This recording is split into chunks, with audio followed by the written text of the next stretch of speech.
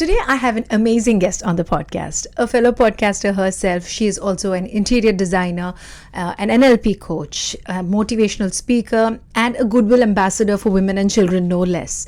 Mais Mohammed is truly as diverse as it gets. But what makes her story more inspiring is how she faces the challenges in her life. Slightest setbacks that flounder people like me have set her smiling and facing those challenges so bravely, and that is truly an inspiration. So today on the podcast, let's get to know Mais Mohammed beyond her glamorous avatar. Thank you so much for joining me today, Mais. It's an absolute pleasure to have you here today. Thank you so much for this beautiful introduction, and it's my pleasure to be here. Like I was saying, there are so many different roles that you assume and so many experiences that you have gone through. So how has your journey been? It's been a roller coaster. It's been a journey. Yes, it's true. I do many things, and probably a lot of people ask me this question, as in, why? Like, why so many things? Why don't you stick to one thing? You know? Yes. But I would ask you the same too. It's the same question people ask me, and I always answer the same thing. It's under the same umbrella. So when you find your passion, you find your drive, you're not forced to stick to one thing. You can be passionate about many things under the same umbrella. So for me, my main umbrella, is wellness, mental health, wellness, well-being. And there's so many things that fall under that umbrella, and why not do it? Why not combine the two? And for some people, routine and comfort zone is what they are very comfortable with. And that's not wrong. That's what they like.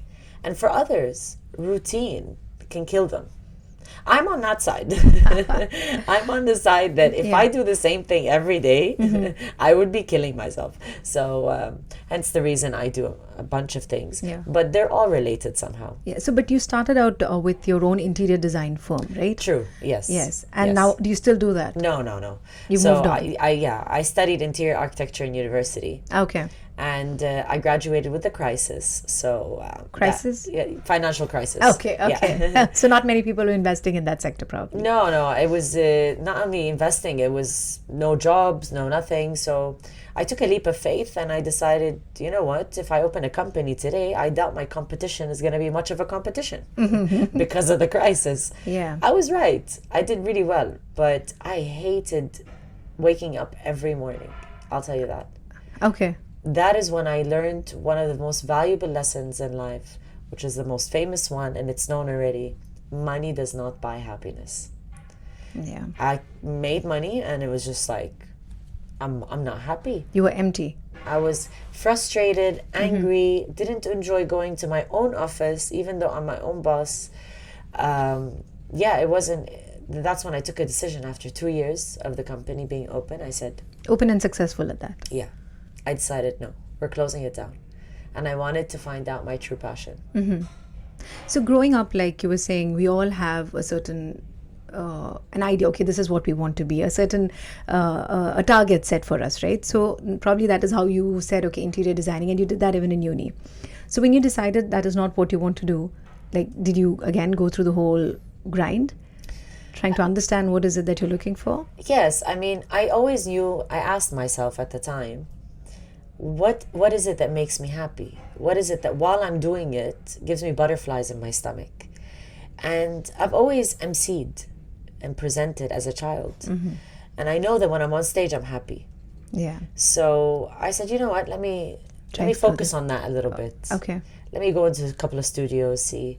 And immediately I got an opportunity at the time to dub Bollywood movies. Bollywood, no less. Bollywood movies. I had done 295 Bollywood movies. The Arabic voice, the dubbing. Oh, no way. So Kareena Kapoor was mainly the Wow, the so you were a character. dubbing artist initially when you Yes, started? I was. Wow. That's how I started in media. I was a dubbing artist. Which movies for Kareena Kapoor? Oh, yeah. 200 over done. That was a long time ago. That was over 10 years ago. Wow. So yeah, my movies were on B4U, UTV, Fox Movies. Oh. It was fun, I must say. And Bollywood movies are just something else. Ashwarya Rai, Katrina Kaif. Wow. So yeah, I enjoyed watching movies and acting them and dubbing them. It was quite hard, Yeah. but it was the most Another beautiful emotional, challenge. emotional roller coaster in all the Indian True. movies, of course. True, and you need to express that through dubbing.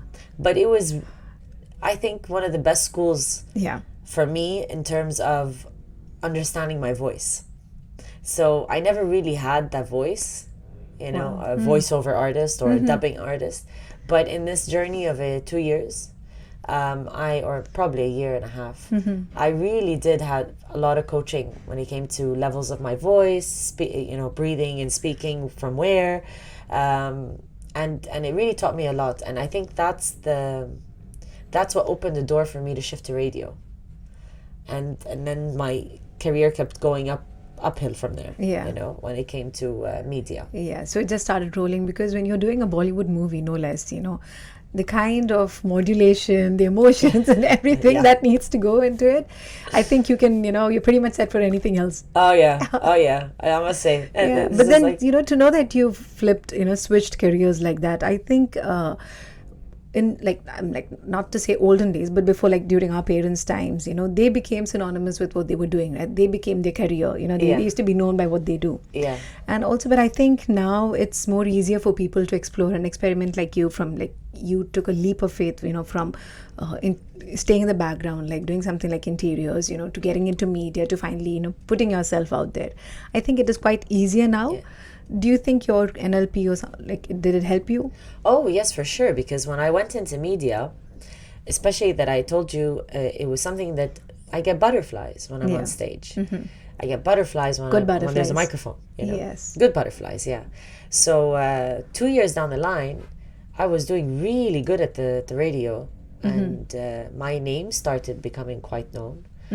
People started Local liking radio station in UAE. well, it's NBC's Panorama FM, so it's actually in Saudi, in Qatar, in Bahrain. But you would record out of Dubai. We record out of Dubai, yes. Yeah. That was my first radio gig. A lovely radio channel, absolutely love them. And the thing is, I still felt empty. So with the fame, you would put it that way, and the followers, and being on a radio station, and having this drive that it's my passion. Yeah. Something was not right. And at the time, I've always been a curious kid. I've always wondered, like, where do emotions come from? Why am I feeling the way I'm feeling? And I always ask questions, and I always want to look for answers. So I think my curiosity drove me forward that, you know what, I need to find out these answers. Especially that my mom's actually a psychologist. So I could have gotten the answers from her, but sometimes the closest people to you don't listen to them, and you need to figure it out your own way. Yeah. So I decided I wanted to study for me to understand, not to become a life coach. For you to discover yourself. Yeah. I did it for me. But the aha moment that I got, the massive change that I went through, I just thought it would be so selfish for me to keep that knowledge away from people. And I thought the world deserves to know this knowledge. Everything. NLP, shifting negative beliefs, everything under life coaching. Getting rid of traumas, phobias, all of that. And I just thought this is something people need to know. Why go through pain? Why go through suffering? Why struggle to find your passion when you can do it in such an easy way? It's like learning how to drive a car. Fine-tune your emotions and how they work. It's pretty much trying to drive them, control them. It's exactly like a car. I think that's the best example I can give. Because the car, at the end of the day, you're driving, and on the passenger seat, someone will be teaching you. They will not be driving on your behalf. You either choose to listen to their directions or not, And if you do listen, you'll learn faster. You'll get there smoother. If you don't listen and you choose not to learn from someone and figure it out yourself, you will eventually get there. Yeah. But probably you're going to hit a couple of sidewalks and bumps, crash your car twice or 3 times. Take the wrong turns. And that's life. You will eventually solve your problems because, the great saying says time heals all. Yeah. But why take that much time when you can have someone to guide you and fix it and teach you which gear to put forward and which gear to put backward in order to put you in a proper state of mind?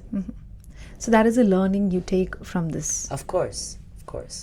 And do you think that has helped you like discover the different options or the different choices that you have made? 100%. 100%. Because when I got to know who I truly am, what I truly want, even my message became very genuine. And I think people can see that though. Yeah. People can hear it as well in my podcast. Yeah. They will hear it, they will feel it, they will see it. And I breathe it. There's not a day that goes by that I did not put on my coach hat. Coach hat for myself, for my friends. It's a reminder every day. There's always a way that I can get better. A way to expand. Yeah, and also you know that probably the decisions that you make for yourself, you are aware of it, the consequences. Like, you probably, it helps you think in that way as well. True. Yeah, so that is what we see in your podcast. Like, it's just not a random chat. You're sitting down for the few minutes that you are. It's like a deep conversation. Not that I understand, of course, it's in Arabic. But then, like, the whole demeanor and how you, carry that conversation, it seems very deep and well-meaning.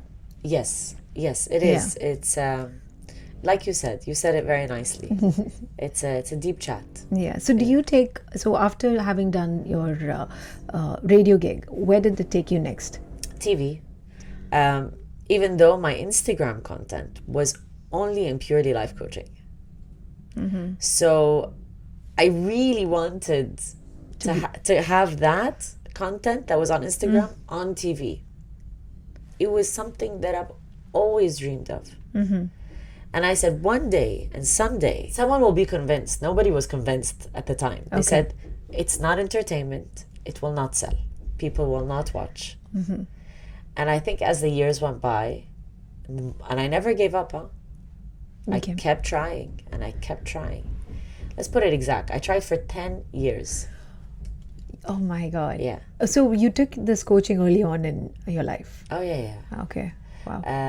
It took 10 years of convincing. 10 years of convincing. Did you finally succeed? Yeah, when I didn't convince. Today I have a show. Today we just launched 2 weeks ago. No.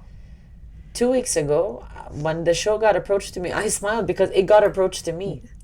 Rather than me convincing. At some point, I said, you know what? This is my dream. Yeah. I do want it, but I will let it go. It will come to me eventually. Yeah. So this is probably the power of manifestation. True. One of the secrets of manifestation, I'll give you that one, and living proof of it.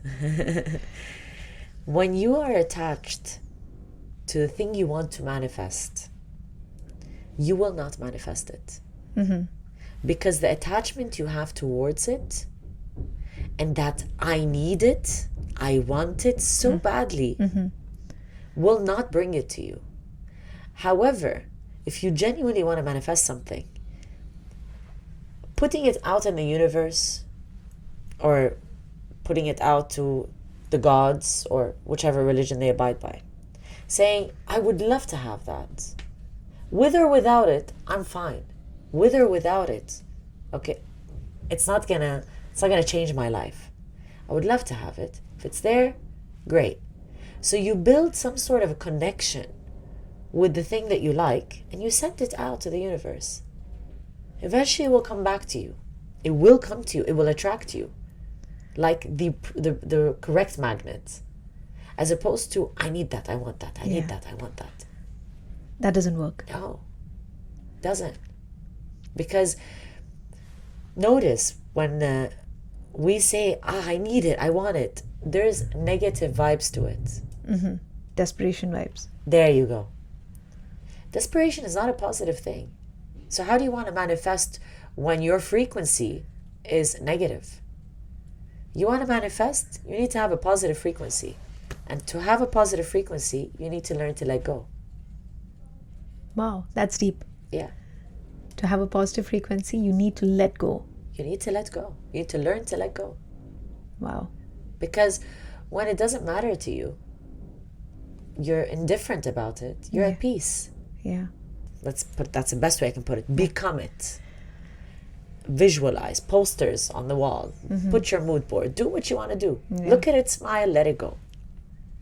eventually it will come to you. Oh my God, that's me goal setting now from tomorrow onwards. Oh yeah, it's the best way of goal setting, huh? Yeah, that sounds so. So did you use this? Okay, so now now that you have also manifested probably like one of the biggest achievements, to be the Goodwill ambassador for women and children. That is huge. And how does that feel? Because that is such a huge role to assume. I'll tell you one thing. Since I was a kid, I always had a picture of an orphanage. I said, one day I will open an orphanage somewhere. Somewhere. A medical center, an orphanage, somewhere. Yeah. Does it come from, like being from Iraq, seeing the... Yes, of course. Yeah. But that's not only Iraq. You have Syria, Palestine. Now it's, I think, across the world. Yeah. Across the world, yeah. There's no because you said it was something that you saw as as a child from your childhood, because we, compared to the kids today, I would say we had a much better childhood in terms of love and camaraderie across different countries. But now I think what our kids are growing up seeing is so much so much more than we were exposed with, like in terms of good and bad, of course. It's really, when you see the media, you see these poor children, they're beautiful souls. And they struggle the most. They put to test the most. They came to this world, it's not like they had an option. None of us did. But when you wish something that you're like, ugh, this is so far off. Yeah. But you'd love to have it. Yeah. But it's like, okay, how am I going to build an orphanage? I don't even know the ins and outs of it. There's so much money involved in it. There's so much governments. Yeah, there's so much that goes into it. And I said, one day, I will open up with help. I will open up an orphanage. I will open up I will help. Someday, one day. And I had that within the goals that I have, the board, the vision board. I had my show. I did have an orphanage and a medical center, even an autism center as well. I had so many of these pictures up, and all of them happened after each other. One after another. One after the other. Because part of being a Goodwill ambassador, they give me the budget to open up these centers. So gratifying. Yeah. I'm like, when you say you're so humbled, right? Oh my God, it has come back to me. Yeah, it's come back to me. Wow. And I thank the universe, God, every moment of my way. I'm grateful for everything. For all your experiences as everything, well. Everything. Even the negative ones. I'm very grateful for them. Speaking of your negative ones, I started following you recently, and what stood out most about you was your negative journey, or I don't know, but probably it has worked out well for you. Your whole approach towards your battle with cancer. Now, alhamdulillah, in my life, I've seen many people who've literally struggled. I can say the term, how they've gone through that journey, the cancer journey, and they were so upset. But alhamdulillah, they've come out well and fine. Yeah. But versus what I saw with you, you were so positive about it. You were so okay to share, and your manifestations, your positive manifestations came back to you in such a beautiful way. And the way you portrayed it to the world made it was so overwhelming to see you actually go through that journey. Well, of course, life coaching helped a lot with that. Yeah. And no, I wouldn't call it a negative journey. I would call it a bliss in disguise. I know it's cancer, but it's a bliss in disguise. Sometimes in life... Were you devastated when you first... I wasn't devastated. I was sad, but not for me. Not for you. No, for my parents. I was thinking why would they go through that? Having a child go through that is not easy for a parent. So I didn't care about me. I cared about them. Yeah, that's the first thought that came into it. I didn't even tell them for a whole month. I kept it a secret until I figured out what was going on. I said if I could delay it as much as I could, just so that I can spare them the pain. So till this day, to be honest with you, they're all I think about. It's not me. Me, I know I got this. Yeah. Them, I know it will take a toll. But that's by nature. By nature for any parents. For any parent. However, what woke me up and devastated me, which was funny because they thought that when they told me I'd have cancer, I'd be devastated. But no, I got devastated a bit later. So I had a bilateral mastectomy. And that was... Okay, I agreed to that. And so part of the surgery is that they remove lymph nodes, some Okay. lymph nodes, Yes. just to be sure that the cancer hasn't spread. Now, the side effect of that is that you cannot, it's very hard to lift your arm. Yeah. And there's a lot of physiotherapy that goes on. And I had two sides, so Oh. no function of arms. Wow. And whoever follows me from before, they know that the two things that I'm very passionate about, aside from coaching, is my Muay Thai boxing, Okay. Thai boxing, Wow. Muay Thai and boxing, and stand-up paddling, which is my business. You know, my Oh, my yeah. boards, my paddle boards. Every passion turns into a business for me. Yeah. So my stand-up paddle, I wake up sunrise. I carry these boards that are like 20 kilos, Wow. paddle out. So it's all, you're talking about all arm Yeah. movement. So the nurse both comes your- in. yeah. The nurse comes in and she says, I said, when can I paddle again? She says, no, dear. You might not ever be able to paddle. And oh my God, when she Oh, so said she that. just broke it like that. She said, you might not. She didn't say you can't. She said, you might not. And I just broke down. I was devastated. And that's when I woke up. To the reality of it all. No, I woke up. I realized that was the biggest lesson in life, which is letting go. If it wasn't for this cancer, if it wasn't for that moment, I wouldn't have learned the lesson of letting go. I realized that I was so attached to my paddleboard. I was so attached to my boxing. I was so attached to my breasts. Yeah. I was so attached to my job that it was draining me. It was making me cry if I didn't have it.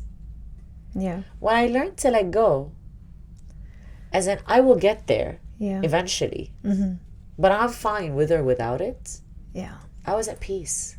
I think that is the biggest decision, the biggest challenge for people to realize, okay, I will be okay. Yeah. But, you know, the heart wants what it wants so much that for us to overcome that and decide, okay, I can be okay without it. Yeah. I think that's a tough one. Life is all about moments. Sad moments, happy moments, Yeah. painful moments. But this too shall pass. That's, It's only a moment. Yeah, this too So shall everything pass. in our life is a momentary experience. So every time I'm experiencing something that's painful, whether it was through my journey at cancer, I always reminded myself, it's okay, Mais. This too shall pass. It's only a moment. Let this moment pass. Don't give it that much attention. Yeah.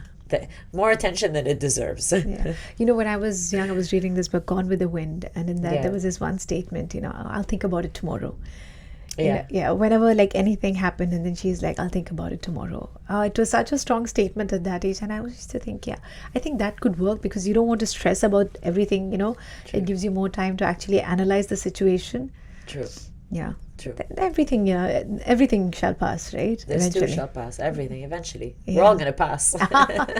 Yeah, that's a huge life learning, Yeah, right? yeah. Yeah. So, and then I also saw that, you know, you were documenting, you know, Yeah. all these, like your journey through cancer. And as positive as it all seemed, like you were doing it from a good space, like, you know, because you're influencing people in a positive manner. You were telling them that it's okay, you know, it is something that you can deal with. Yeah. But how difficult was it? How taxing was it for you to constantly document it? I'll tell you this. I was documenting when I could. I wasn't documenting it all the time because obviously there was days I was tired. There was days I was exhausted. Maybe some of the documentation was even me just like taking a picture to make it look, even to show people that it's normal. I'm not always at my 100%. So I take a selfie, not a video. And I say, today's my down day, you know? I'm tired. It's okay to be tired. Yeah. It's okay to not be okay. Yeah. Yeah. 100%. So documenting was also for me. As much as it was for the people, it was for me. It was when I saw the transformation. Yeah. Because that was when I used to go for radiation. I'd do those reels where I walk in with the gown and I'd walk out wearing hair and makeup with makeup, the yeah. So when I used to see these transformations, that used to lift me up as well. And when I'd post these stories, the support of people really helped. So when they saw these stories, like, yeah, you got this, keep going, that helps. Yeah. That helps. So it wasn't easy to document it all. Yes. It was because of my I didn't have that much power. I didn't have that much energy. But I looked forward to it. So it To did, recording it. yeah, To because, documenting it for yourself rather than. because I still get the support from people. And I think that support helped me move forward. And if I didn't post a video, they'd ask, like, where are you today? Are you okay? Yeah. And I'm like, okay, I have to post a video. Yeah. But I never pushed myself more than I could take. You know, if I couldn't take it, I couldn't take it. It wasn't every day. It wasn't every day. But it was as much as I could. Yeah. So how was it when you finally knew you were out of it? With all the, baggage that came with it. I don't know. I'm still on medication. To be Maybe when I stop my medication, I'll let you know. Yeah. But are you getting back into the use of your arms? Oh, yeah.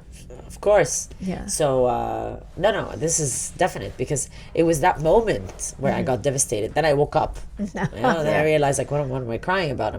What's wrong with me? This is not what I preach. Yeah, exactly. Yeah. So I said, let me practice what I preach. And that's when I learned the lesson of letting go. And I learned the lesson that don't allow other people to tell you what you can or can't do. The body can work wonders. And limiting beliefs, the negative ones, can pull you down.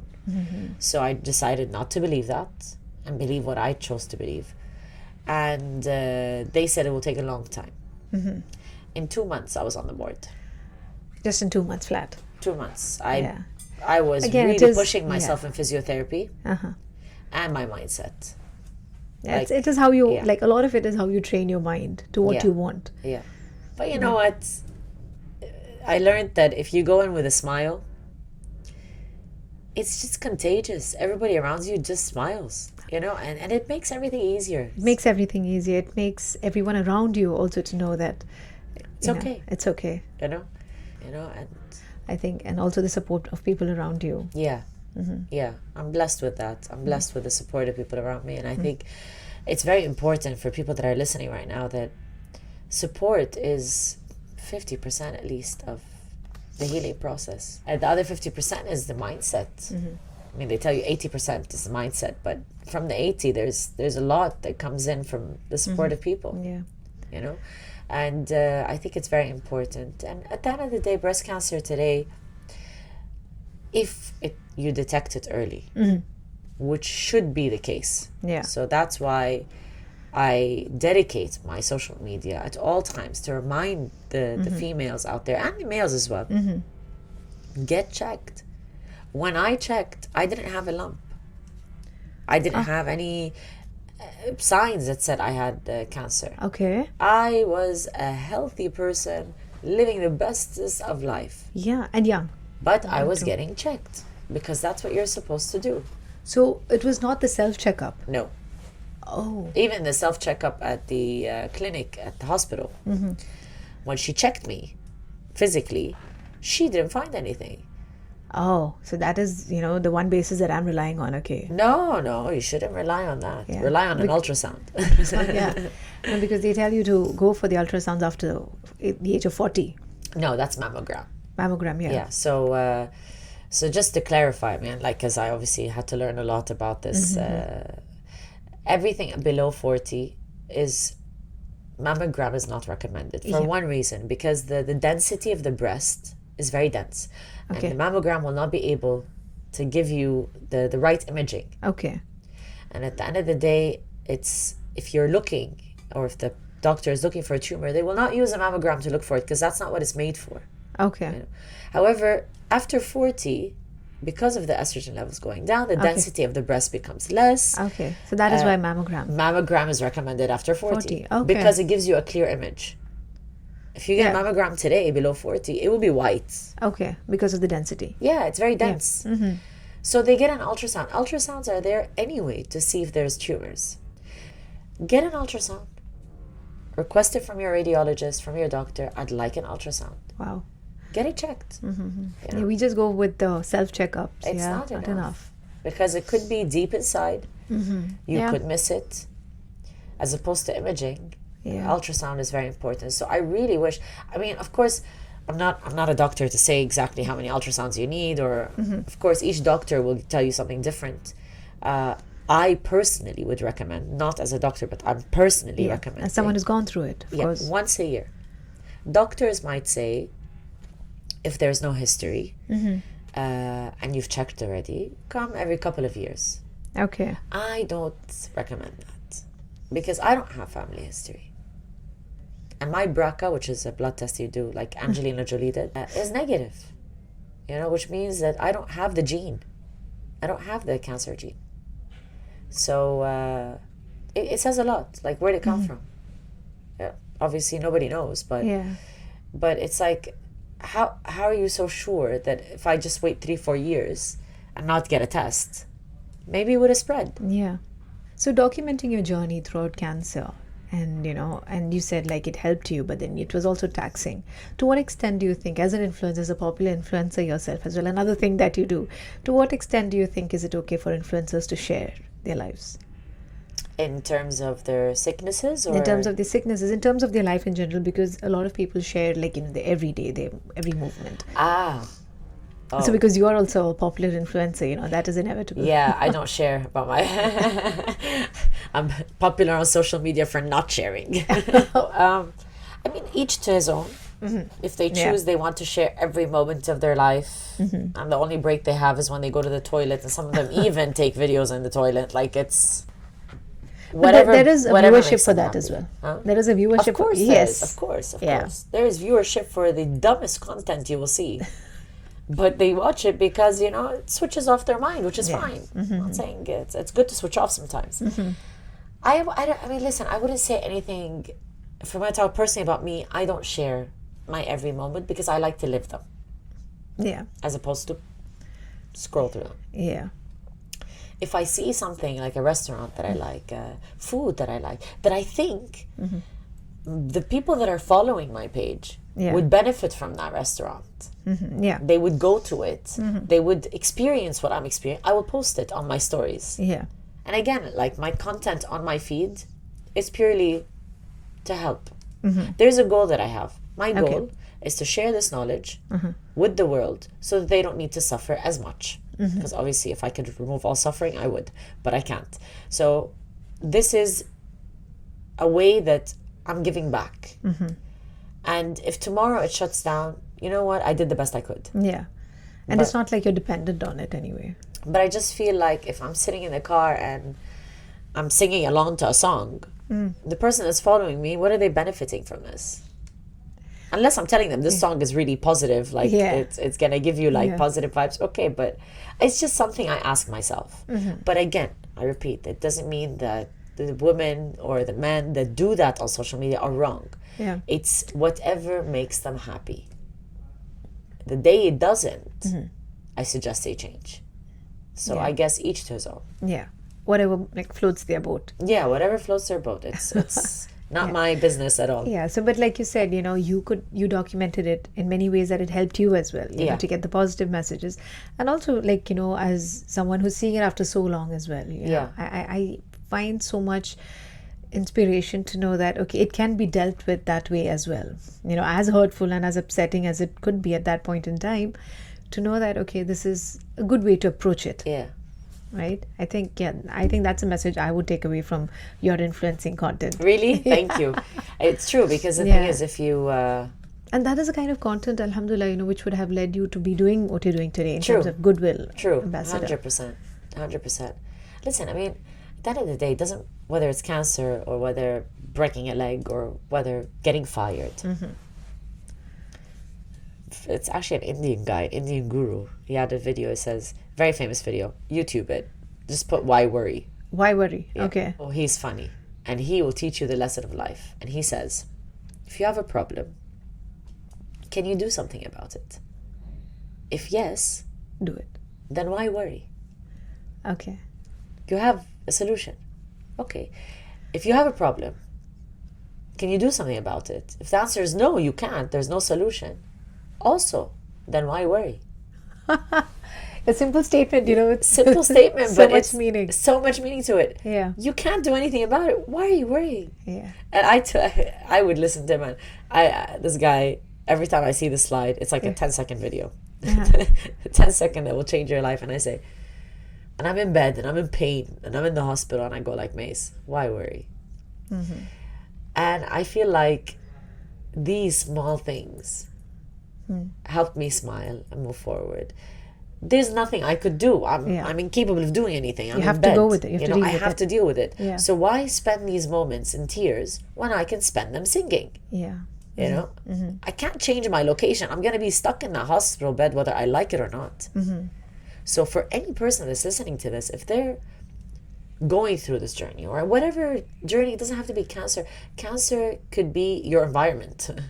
You know, it's something that's eating you alive. Or going against your immune system, whatever. To be honest, it is a cancerous environment It as well. is. It is. It's a cancerous environment. It's toxic friendship, toxic relationship, cancerous relationships. You can put it that way. Toxic relationships, toxic. And at the end of the day, if you're stuck with that, okay, you have two options. Either you change it, you have a solution to it, great, then don't worry about it. Why worry? Yeah. You don't have a solution, sing along. Yeah. Just enjoy the moment. Yeah. There's nothing you can do about it. Why worry? Oh, you should look him up. Yeah. That why worry? I think that is this- something we can all implement in different situations. True, 100%. And I think he says it in a funnier way. Okay, so now let's lighten the air around here. Let's go to our quick take segment. Okay, so I'll ask you questions and things on top of your head. It's with all your experience and everything. It'll be interesting. So my first question would be: tell us something about Mais that nobody else knows. Oh, okay. What do I want now? What doesn't anybody else know? I have to think. Wow, this doesn't really come out the top of my head, does it? I think because all your answers with all your knowledge has to be deep and well thought out. No. I have a good. I think not a lot of people know, but they should. I'm actually very goofy.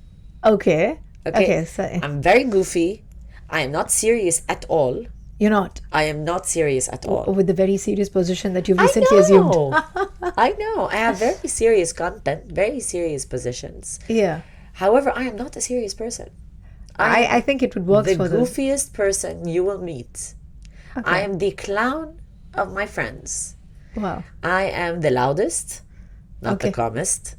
Okay. But this is like literally like the side nobody knows. On social media, it's like, we love your voice. It's so calm. It's so calm. So soothing. And your podcast is also so soothing. Just looking into you and so deep. I am loud. Woman, I am loud. That's something you don't know about me. Okay, so what is the one thing you'd like to change about yourself, given a choice? Plastic surgery. No, you're too beautiful for that anyway. Thank you. बहुत खूबसूरत है. Is that how you say it? Yeah? Yes. बहुत खूबसूरत हो. Okay. बहुत खूबसूरत है. Every time, like, just digressing, like, we used to watch these movies on B4U, and then we see these Arabic lip sync. Yeah, I'm sure you'd get annoyed. Yeah, I'd be like, oh my god. But now I have to go back and watch a few Kareena Kapoor movies to see you there. But as for us, like, because we listen to Hindi movies and then we see, like, it's so fast because the Arabic True. Yeah, how do you you have to fit that meaning. Oh yeah, in it's challenging. Yeah, it's very challenging. The lip sync with the speed, the meaning. Yeah, it's a challenge, but it teaches you a lot. Yeah, very interesting. So one thing I'd change about me. I mean, I change every day. I always try to change every day. You always improvise. Yeah, to improve myself. I always want to, if there's any room where I can improve, I can do better, I would. But I think there's one thing that I still need to change and I haven't. Which is? I want to reach to a point where I pick up and I travel without thinking. FOMO, fear of missing out. Yeah. So I think I need to let go of FOMO. Like I want to pick up, like for example, right now I want to, like, literally tomorrow pick up a plane and go to Bali. Okay. Yeah. Just to zen off, switch off. Okay. Yeah, but work, but there's a podcast, but there's this FOMO that I have. I think that's something that I need to let go of. I should say no more, and I should be more adventurous when it comes to my well-being. Like adventurous in the sense, go to a retreat, go to an island, switch off for 3 days. This is something I need to do. Take time off for yourself. Take time off, yes. Okay, so a fashionista yourself, a fashion trend you just don't get. Okay, not a fashionista, but I will take that as a compliment. Of course it is. Okay, fashion trend, and most of them I don't get. I don't get most of the trends that are out there. honestly, fashion these days has become very weird. Very weird, right? Very weird. Yeah, so like, and also you don't want to say, it doesn't make sense, and some. No, there's a lot of things, honestly, Yeah. that don't make sense. But then, like, because that is a trend. Everybody, seems to be catching up. I to it, don't and- follow the trend. Yeah, and No. then you're like, okay, so maybe that is a trend that I'm not aware of. My fashion sense isn't good enough. So there's one thing is what you're talking, it popped in my head. I think it's still trending. I'm not so sure, but I don't follow these trends. Okay. So the jeans that how jeans are usually torn. Yeah, the ripped jeans. The ripped jeans Yeah. that are from your knees ripped or Yeah. ripped from the beginning to the Yeah, end, which is yeah. still a bit too much. Like I feel like what's left in the jeans. And still, I'm like, fine. I would not wear it, but fine. You know what? Yeah. Whatever makes you happy. But the one that I really didn't understand is when they ripped it from the butt area. So it's completely the back pockets. The back pockets are completely ripped out. Okay. So it looks like she's wearing a thong basically, but the butt cheeks are out. And I'm looking at it and I'm trying to understand What is the fashion there? what is it? What is it? What Like, is left? It's not about what is that. Her legs are covered. Oh. The only torn parts are two circles, and it's just really, it's like, search it. It's a trend. Maybe it's not here yet. No, it's here. It's old. It's not new. I told you, I'm not a fashionista. I'm not up to date. But this has been on for a while, where the butt cheeks are quite opened, and they're having their fresh air. But but I honestly didn't understand that, and I think that was the first one that popped in my head. Some trends are better not even approached. So, okay, now let's take it up a notch further. What is your biggest turn off in a guy, Mies? Oh, a liar. Yeah. But turn off isn't like. Yeah, that's a major put off, of course. Yeah. I would say a liar. So now, normally I would ask, like, what is the best pickup line used on you? But, let me twist it with you. What is the best pickup line that you have used? Me? Yeah. I don't think I've ever picked someone up before. But what would you use? What would I use? That's a good question. If you hadn't. No, but then I need a pickup line out of you. So that we know, okay, so someone like who's watching it will know, okay, so now this is my cue to say yes to Mace. Okay. Yeah. Well, I guess if he was, I don't know if he was. I guess it depends on where he's sitting or who he's with. I've never done this before, and I'm probably really bad at it. Okay. But maybe I would use the cliche signs like, "You look very familiar. Do I know you?" Like go up with the complete confidence that I know you. You're like, "Oh, Yeah. hi. Oh, sorry. I thought I knew you. You look exactly like someone I know." And like, what do you do? And an open conversation. And then, or I would, if he was sitting alone, I would ask him if the seat next to him is taken.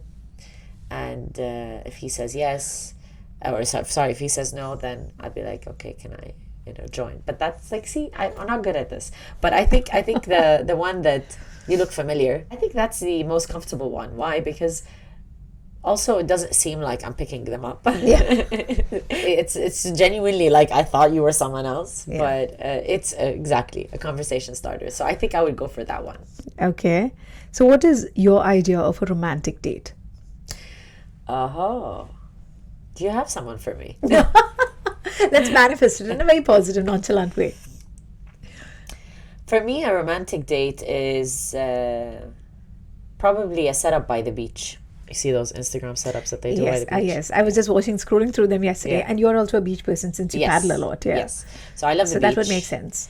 And I think that anything outdoor that's related to simplicity. For me, the fine dining doesn't really do it. I'm not A candlelight dinner person. Candlelight by the beach. candlelight at home by the beach. It could be even 2 burgers at McDonald's and a candle in the middle. I really not. I love simplicity and authenticity. So even when it comes to food, make it authentic. Don't give me a plate that's this big and like a sample in the middle and tell me we're going for fine dining. It just doesn't click. But then again, it's always about the company. So it doesn't matter where you are; it matters who you're with. But if it were, Absolutely, if it was up to me, I would probably. But that's really like going out of his way, you know. Or it could be any restaurant by the beach, or by a garden, or Anything like closer to nature. Good company. Good company. I think you've given out enough pointers.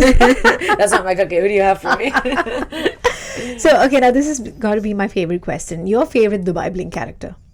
Have you watched the Dubai Bling? Yes, I have watched the Dubai Bling. Okay, it's a tough one. It's a tough one. Yeah, I'll tell you why. Because they're all my friends, almost. So that is one show I recently watched from Dubai. Like, of the Dubai shows, there were quite a few in the past year, and this is one show that I really enjoyed watching through for all that it stands, but it was still a lot of fun to watch. I'll tell you this. Ibrahim, I I love met him. him when he first came to Dubai. Okay. The first day he landed to Dubai. Wow. He didn't know anything in Dubai. And that was how many years ago? Oh, that was was it? I think 10 years ago, 11 years ago. He really did well. Like literally, the song started from the bottom. Now we hear that's Ibrahim, the most genuine character you'll see on Dubai Bling. Oh, he's my favorite too. Don't tell. Yeah, is he yours? Well, because I know him and I know that Ibrahim is like that. He's not acting. This is who he is. Really? He is such a pure heart, and he's not acting. A lot of people, because they don't know him, maybe would have thought other characters as well are acting. The ladies, I don't know much. Lujain Amran, I know her, and she's elegant, decent, always well prepared and well dressed and well spoken. So I love her to bits. I can't say anything less. Okay. Marwan, DJ Bliss. Oh, DJ Bliss, another We favorite. go way back as well. So that's a trick question for you. it's so for me, these three, I know them, but and I'll tell you, they're all genuinely being themselves. This is really how they are in real life. Okay. Wow, okay. But you would think, parts of it is scripted. Of that I course, there wouldn't must know. be I script, but wouldn't know, yeah. But then, But like I you said, think, this is who they are on the show. Them acting because generally. this is who they really are. Do you see yourself on the show? No. Season 2? No. I love you guys. I love you, Dubai Bling. Nope, it's not my cup of tea. Okay. No, it's. I'll tell you why. Because it doesn't relate to. I wouldn't have any place in it. It doesn't relate to who I am, what I do. There's nothing wrong with the show, but it doesn't relate to me. Like, what am I going to be doing in the show? Unless I'm like taking the role of a life coach. I mean, what am I going to be doing? Advising It doesn't it. make sense. I wouldn't see myself in Dubai Bling. Yeah. But I don't mind watching it. I watched it in one go, one seating. I binged it. Yes. And Like I think all of us did. We were just binge watching it. It was a short, True. entertaining show, though, of course. True. So Brahim, I think, would be. I would probably say, because he's the first one I knew. We're talking about how long I've known. I think he's the longest I've known. So I think I'd go for Brahim. Oh, that's He's good. the oldest friend. He's the oldest friend, and he's my favorite as well. I watched the show for him exclusively. I liked his bits in it. He did come across as genuine, crazy, everything. He seemed. I'll the take most you to present. meet him one day. Please do. I'm manifesting this again to bring him on the podcast. Yes. Inshallah. So, what would you rather undo or copy paste in real life? No, I would never undo something because you learn from it. Copy paste, it's just not real. It's not genuine. Okay. Okay, maybe copy, but not the paste. Copy the. It's like when you say you idolize someone. Like for me, one of the idols that I have is Oprah Winfrey. I can't copy paste her. Else it won't be Mace anymore. I'd be imitating different character. So you would absorb a few of her and try to practice it your way. Not her character, Okay. but what she's accomplished. Resilience. Yeah. What she's accomplished, being the richest woman in history, being the goodwill that she's done, the problems that she's solved, the challenges she's faced and overcame. Her journey in life wasn't easy. It wasn't easy. So It's a lot there's a lot to take away from her journey. exactly. Yeah. So I look up to her, and these people already have the formula to success. So I take that module, I copy the module. As in, what were they thinking? What were they doing? What were they, not who they are. Yeah. What were they thinking? How did they take the next step? And I apply that to my life, but I apply it as me. But if I were to copy paste, it wouldn't be me. I'll remove my identity. I think identity and your like your DNA, your print, is the only thing you have to leave behind in this world. And that's what generations ahead will be speaking about. True. Yeah. Like we're speaking about Oprah now. Exactly. Yeah. Anyways, that's a wrap, Maze. That was a lovely answer, and it was so much there's so much one can take away from you, like how you've led your life, how you've gone through your journey with so much positivity and the influence that you've had. It was a pleasure talking to you, and thank you so much for coming on the podcast. Thank you so much for having me. And time flew by. And Yeah, I hope indeed it everybody that listens to this podcast is going to be enjoying the chat. So chat me up with Tawheed. Thank you. Thank you so much, Mais. Thank It was a pleasure having you. Pleasure is mine. Thank you.